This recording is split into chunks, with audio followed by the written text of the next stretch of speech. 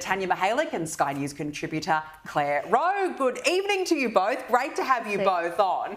Tania, you know, we've got a situation, as I said, in the US. They're actually looking to fight against censorship. Here in Australia, Labor is running towards it.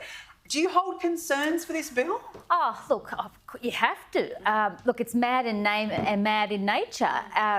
We're going to end up in a showdown, I think, with the US because you've got the US heading into empowering freedom of thought, freedom of expression.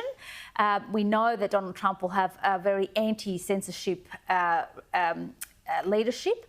And here in Australia, you've got Albanese and his, you know, I think woeful Communication Minister Michelle Rowland, putting forward a bill that, you know, it's textbook straight out of communist China. I mean, it's trying to set up the Great Firewall of Australia here, and everyone should be rightly concerned. It will be about limiting freedom of thought.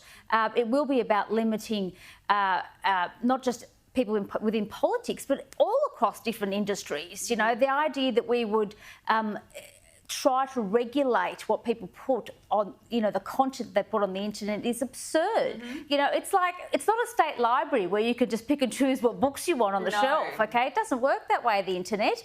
And this idea that we're going to ask Google and Meta and so forth to self-regulate, that won't work. In the end, what they want to do is empower ACMA. We know that. That's the fallback position inside this bit of legislation they've put forward. And that's the last thing we want to see is ACMA being empowered and dictating to people what they can and can't see on the internet. Yes. This is all very bad news. I'm surprised at Albanese, knowing that there's a lot of concern out there within the voterland about it, is actually pursuing it, which tells me they're just trying to hide what else is out there. You know, let's hide the issue of inflation, let's hide the economy issues, what's really hurting Australia, and let's focus on this. I mean, Michelle Rowland said it, oh, well, you know, somebody might climb up a mobile phone tower. I mean, it's extraordinary. And I want to ask you about this, Claire, because the lead singer of Australian band, the Jezebels, she's been cancelled because she posted a photo of herself on Instagram with a MAGA hat.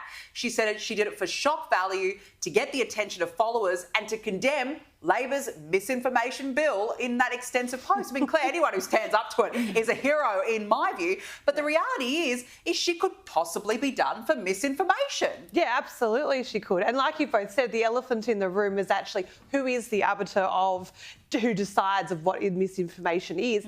And in that same interview with Michelle Rowland on Ben Fordham's show, I thought there was this really circular argument that she gave where she tried to distance the government. Oh no, we're going to put it back to the platforms, as Tania said, and you know, the platforms will have to decide what they publish needs to be the truth. Well, who's monitoring that and then enforcing that it is the truth? At the end of the day, ACMA, the government, the platforms, it comes back to an individual human, right, with their own flaws and their own biases and their own decision-making of who is this actual person that's deciding what is truth and reality and what we can view and what we can't view. So like a lot of things and a lot of bills that are going before the government at the moment, I think it's just a can of worms that haven't been thought through. It sounds all good and we're here to protect you, but even that line itself, you know, the government will be here to protect you, should have people questioning it. Well, it's under the guise of harm minimisation, that's right. and that's the problem. Well, let's see what the crossbench come back with. Well, then, we hope there's some hope there. Fingers crossed.